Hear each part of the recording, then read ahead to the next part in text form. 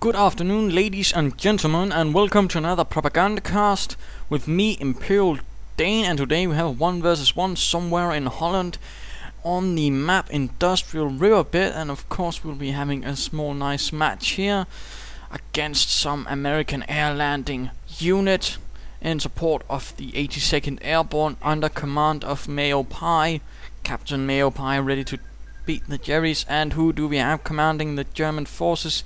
It is TrollJ3gus, but he will be TrollJ3gus, ready to hold this river crossing and prevent the 30th Corps from actually crossing it and making its way towards Arnhem using these bridges. Will the German forces be able to hold them, or will the Airlanding forces, perhaps with support from the actual airborne, capture them and allow the British to continue through here? We'll have to see. But let's get started, and of course, for those that don't know, the map is quite nicely separated right through the center by a river.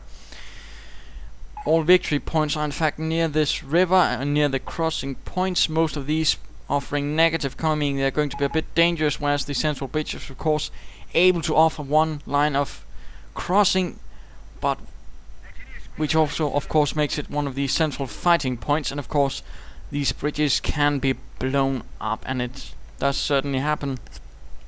Otherwise we have high yield fuel points in the upper and lower corner, and some low yield ones as well here and there, alongside plenty of medium yield munitions points and strategic points connecting everything, meaning a lot of things can be disconnected quite easily if one so chooses. And we see a 3 pioneers start out from TrollJ3gus's 85th Infantry Division. Or at least that's what it could be 3rd Fallschirmjäger Army, although they certainly don't look much like Fallschirmjägers.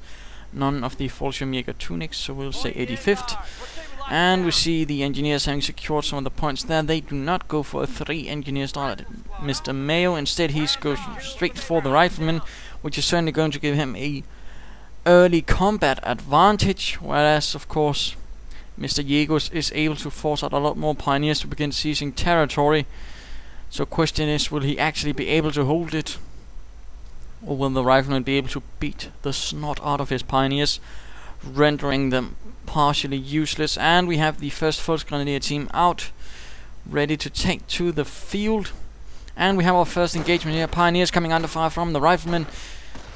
They will have to get out there, or are they perhaps trying to delay the riflemen? No, they have decided to make a hasty retreat. And we see the Volksgrenadiers apparently taking a rather long route and then proceeding to go right here for some reason. Might have been they changed their mind, we'll have to see. And laying down some sandbags right here in the middle of the road. Certainly an interesting move. He's apparently not expecting that he can actually pull off a successful assault, and instead laying down sandbags here to protect him against whatever he imagines would be coming from this bridge. So we'll have to see how this goes. Plenty of sandbag being laid down. Pioneers and engineers fighting off here, but a pioneer goes down and the fight goes to the engineers, who will now continue towards the northern fuel point. Keep moving in from the south as the Volksgrenadiers are laying down sandbags. Not good at all. And now riflemen are moving in from north. Volksgrenadiers continuing to lay down sandbags. No, they do stop. One single volley knocking out one rifleman quite quickly, and riflemen continuing to go across open terrain, suffering 2 losses, but the Volksgrenadiers are certainly in dire straits as a Jeep is providing firepower, but with the assistance of pioneers, the riflemen are driven off, and looks like this Jeep might also be forced to disengage before it's too late. Volksgrenadiers going down perhaps towards this small wall to seek some cover. One Volksgrenadier cut down by the light caliber fire from the machine gun. And engineers moving in as well to conduct some harassment, while further pioneers moving in, apparently having seized this fuel point, and now taking cover behind this overturned cart. Volksgrenadiers moving in from the north. Will further Volksgrenadiers? No, it is an MG42 team. Not entirely sure what this intention is. And we're seeing some barbed wire being laid down right in the middle of everything. Apparently not trying to block it off, or it might have been an unfortunate attempt that did not work out. I can't say. But these pioneers will have to get out of there before the riflemen do gun them down horrifically. And one pioneer already down. It looks like this other pioneer might be lost as well. Yes, indeed, pioneer team has been lost. And this Jeep is just standing around while these Volksgrenadiers are hiding behind this rather heavy, thick set of bushes behind the wall. Now the Jeep is getting into the far. MG42 suppressing and pinning the riflemen, forcing them to retreat. Another pioneer team is nearby, but it's certainly down to one man only and heavily wounded. Further Foes Grenadiers moving in from the south. This jeep is looking to be in a lot of trouble now. Engaged from all sides. Engine is damaged. The windshield has fallen off as well, and we see a detonation flinging the riflemen in all directions, but apparently not across the side and into the river.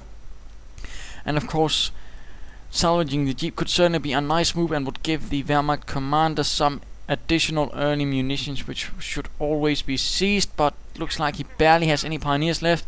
And we see a rather messy attempt at barricading this entrance to the peninsula, or the small island, with barbed wire. Certainly looks a bit sloppy. Foes Grenadiers forced back across this small crossing under heavy fire from numerous rifleman teams. MG42 setting up and catching the riflemen in a heavy hailstorm of MG42 fire. Pioneer team is lost, meaning there are no pioneers for the Wehrmacht at the moment, and only 2 Foes Grenadier teams and an MG42. Certainly not looking good, and Mr. Mayopie has certainly not suffered nearly as heavily. He has 3 rifleman teams and 2 engineer teams going straight for a supply yard rather quickly, and we might see a motor pool as well. Or we might not. Foes Grenadiers going straight for the central victory point so far, not really having actually succeeded in securing any points. And we see a 3rd Foes Grenadier team out for the Wehrmacht, but no pioneers. Might be getting some there, or he might be going for Creek Barracks. I can't say, it's a bit hard to say at the moment. MG42 in a wrong direction. Engineers moving in with a flamethrower. Will they get close enough? Will they clear out this MG42? Flamethrower being set off. And we see the flamethrower fuel catching the MG42 team, scorching them alive, but the engineers are shot right down. No survivors at all, and the Foes Grenadiers are quick to reman the MG42, catching these riflemen quite as they attempt to rush it, cutting down numerous in quick succession. Another goes down quickly as well, and another apparently Foes Grenadier unit is lost as it was trying to seize a point. Really heavy losses for the Wehrmacht. And very spread out forces. Looks like another Foes Grenadier team might be lost if he's not careful. Further riflemen being cut down on the slopes of this small island. And further are trying to crawl up. Looks like a rifleman team might be lost if it does not get out of there. And it does. And we see a full retreat as corpses are tumbling down and into the river. And we see a Foes Grenadier team managing to secure a bit of territory there. And we see a fresh pioneer team setting up a Creek Barracks for Hauptmann Jägers' 85th Infantry Division.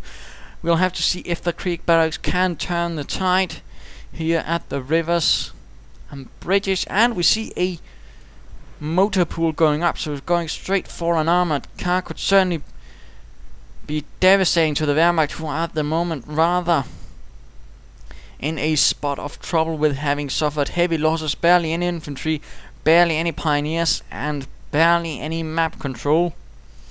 So we'll have to see how this goes. Will it end in a total disaster for the 85th, or will they be able to somehow secure the situation?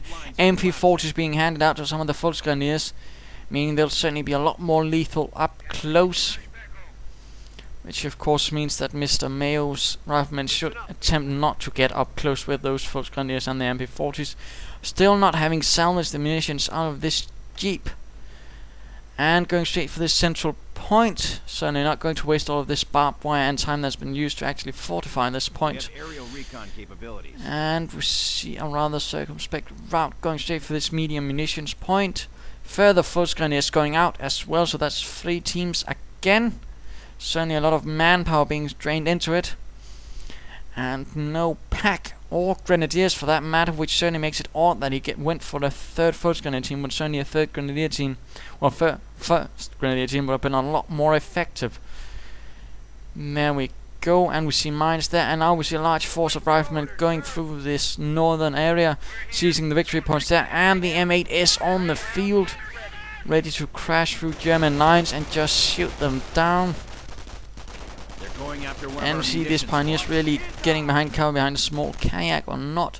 Engineers going into a full route, meaning this southern area might be in the hands of the Wehrmacht. Yes, there we go. And we see Foes Grenadiers being handily equipped with MP40s, apparently trying to set up a ad hoc assault force Not entirely what I do with them at the moment, perhaps, since they certainly need to get close to the first place, and it's also a lot of munitions.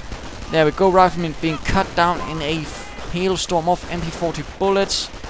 Might go well for the Volksgrenadiers, certainly suffering heavy losses, those riflemen, but the Volksgrenadiers are also being cut down, and now we see the Volksgrenadiers are going to be caught up between a hammer and an anvil. The M8 acting as the hammer, striking on the Volksgrenadiers as they're charging into the riflemen, and there we go, forced to be driven off.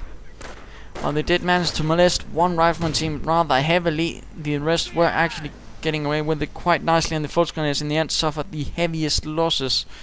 So not really worth it, I might say. And now we see a pack being cloaked right from the beginning. Not entirely sure that's really necessary. Would be better to try and get it out a bit faster and then set it up when you actually suspect there's an enemy nearby. But of course you don't want to send it alone. And that's actually what he's doing at the moment, sending in it without any infantry support to actually spot for it. And we see a Greyhound mine being laid down right on the bridge. Quite sneaky, quite lethal. Now we see engineers coming under fire and forced retreat in the face of this small Wehrmacht task force in the south. The bridges are so far still remaining, and we see all of this barbed wire has been driven over by this M8, and goodness gracious, there are no armored skirts on this M8 nor a 50 caliber machine gun upgrade. This is quite extraordinary. Usually you actually always want the armored skirts for the Greyhound, since that means it can actually survive a lot more damage, and certainly one shot from a pack, and this might in fact go up in flames, if not more.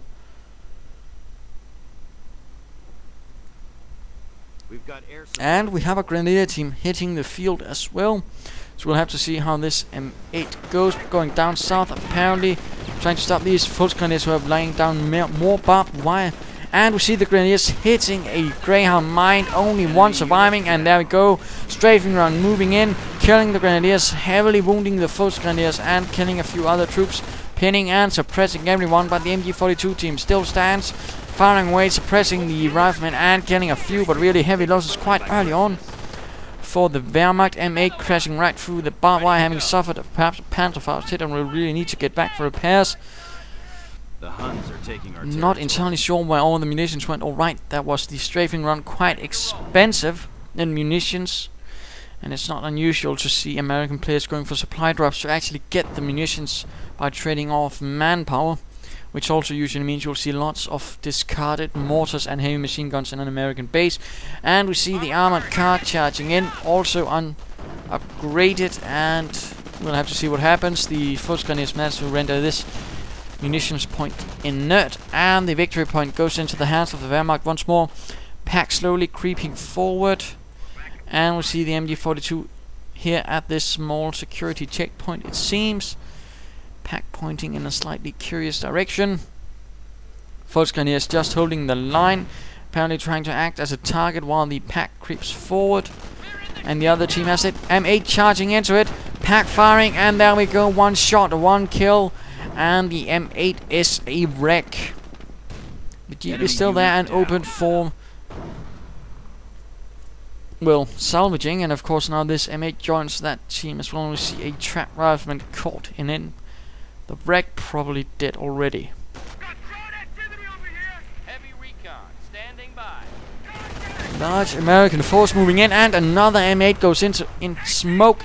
Still no armored skirts. This is quite irregular to really have this many M8s without armored skirts for them. Now we see BARs being handed out for the riflemen. Certainly going